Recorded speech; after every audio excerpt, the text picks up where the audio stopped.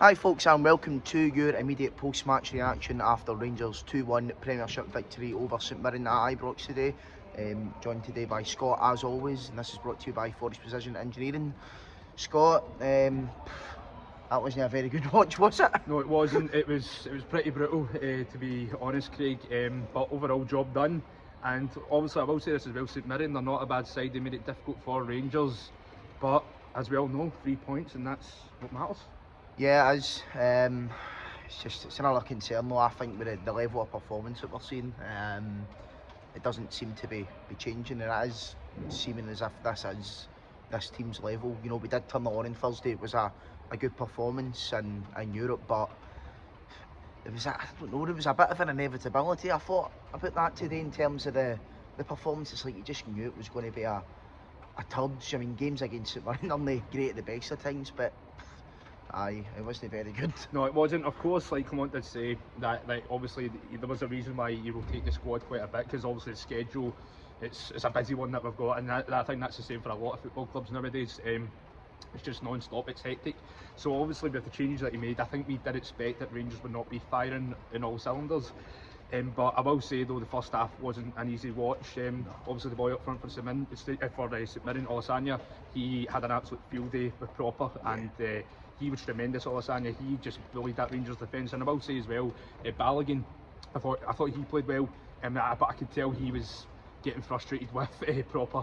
And of course I have on here praised Proper and Suter together. I thought they were working well as a partnership, but I still think it is too early to write off Proper, because he's only been at the club a few months. But the last couple of games that he's played, he's not exactly been great, and today was the worst I've seen him in a Rangers jersey. And of course I know you've not been a huge fan of Proper, but obviously Clement made a brilliant decision, obviously taking him off in the second half, bringing on James Tavernier, who actually did play well.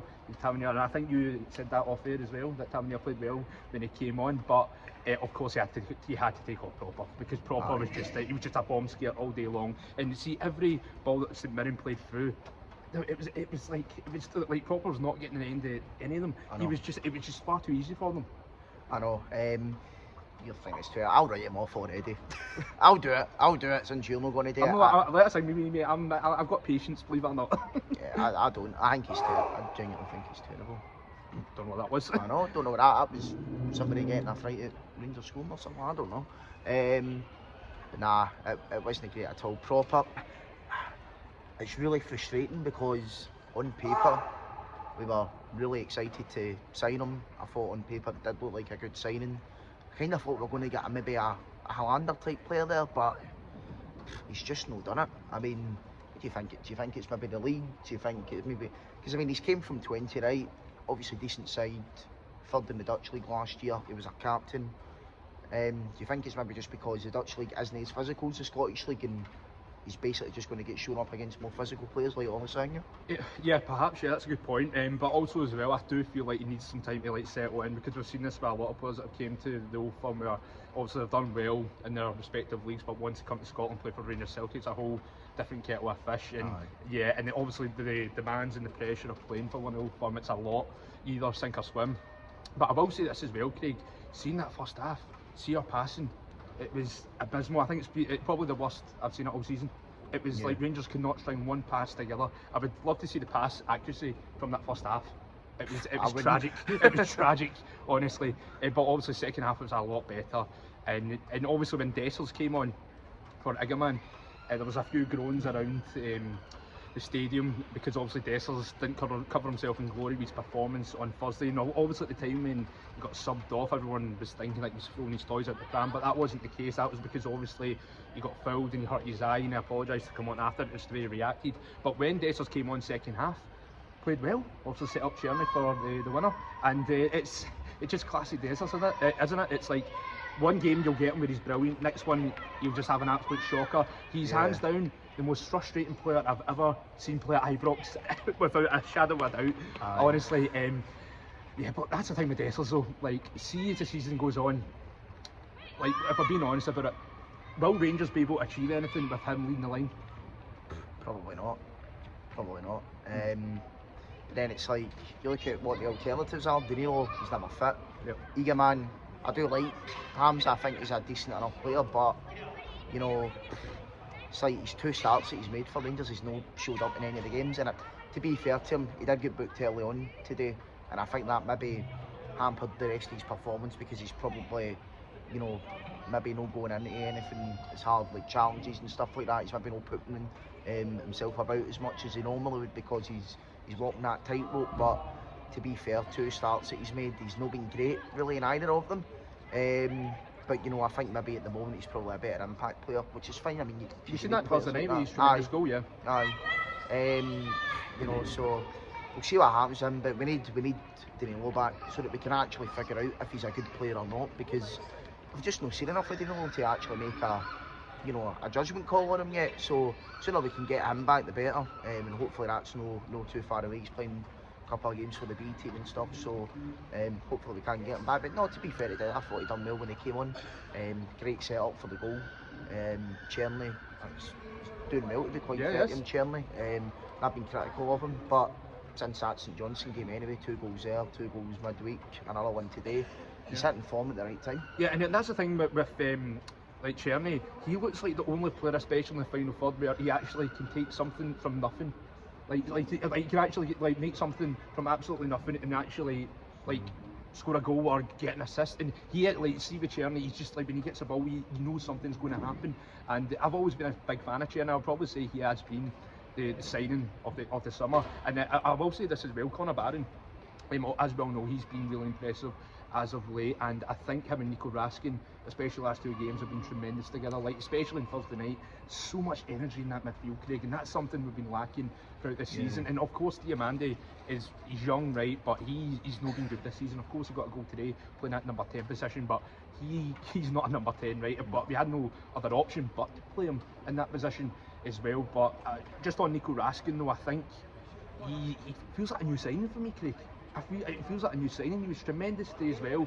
He's just like, he puts himself about, and as I said, he brings so much energy in that midfield. And he was impressive. Come on to that as well, of course, like the fact that he's been unlucky with injuries over the last few months, but now it seems like he's really getting into a rhythm. And I think going forward, Craig, I don't know if you agree that I think a midfield partnership has to be Nico Raskin and Conor Barron. Yeah, I mean, I'm always been one of those ones that's maybe a wee bit critical to sort of 2 holding midfielders in games like against teams like St Mirren. I think maybe save it for Europe and Celtic games, but no, I thought they 2 are they're starting to strike a pretty good partnership. They played a game earlier this season together. Can't remember what game it was, and they never clicked. They never had it off. At that point, but now, you know, they're playing a couple of games, it seems as if they're building up that trust, that relationship with each other. So, no, hopefully that can continue. I think for the moment that's got to be the first 2 midfielders. Diamande, fair play, got his goal today. He was getting into forward positions. You know, he couldn't really have missed it, but fair play to him for being in the box at that time. He has another player though that does frustrate me. Came in, started off really well, similar to Raskin. Kind of fell off, so hopefully that goal for Diamande can maybe be the start of a new journey for him in the Rangers jersey. And that's something as well though, I can admit that Rangers obviously rode their luck today, that's for sure, and like that's the thing. I think St Mirren will be quite disappointed that they didn't leave with a point at least, because I thought they played quite well there. I thought they were very well organised defensively. I thought they were impressive, and obviously they had some decent chances, so they will be quite frustrated. And that's the thing though, Stephen Robinson's doing a tremendous job at St Mirren. But yeah, that's the thing, it was just one of those days, Craig, where it's like almost like a European hangover. It was like, performance is rotten, but get the 3 points, just get out of here. Aye, that's it. We need 3 points in Wednesday, that's coming up next. Massive test for us. It's going to be huge, it's going to be huge, Craig. Obviously Aberdeen, they've started the season off tremendously well. Like Jimmy Tilleen surprised a lot of people. Like, they've not lost a game. The only game that they've dropped points in was against Celtic, where they were 2-0 down. They came back to obviously get a point at Parkhead. How do you see that one going? I think we'll be alright on Wednesday, just because I think Aberdeen will come out and play. I think games like that suit us. You know, Aberdeen will be up for it, and you know, they'll be confident. That's fair enough. They'll get every right to be, because they've been brilliant this season. You know, they're joint top of the league, so you know, fair play to them. They should be confident, but I do think eventually the bubble's going to burst. Hopefully we can be the ones to do that on Wednesday. But I do think we'll be alright on Wednesday. It's next Sunday against Motherwell that I'm worried about. It's against teams that are just going to sit in that I think we just don't have it. Yeah, because put it this way, right, see if we had dropped points on Thursday and dropped points today, see going to the Aberdeen game, I would be very, very worried. Very, very worried. But see now, the fact that also Rangers had a good performance on Thursday, got the 3 points today, I'm actually feeling a lot more confident about it now. Well, here's hoping anyway we can get the 3 points. It'll be a tough test anyway, as it always is up there at Pittodrie. Scott, you'll be on hosting duties tonight. Yes, I'm looking forward to it. I'm looking forward to it, mate. Aye. It'll be Stuart Weir and Chris Jack as well, joining him.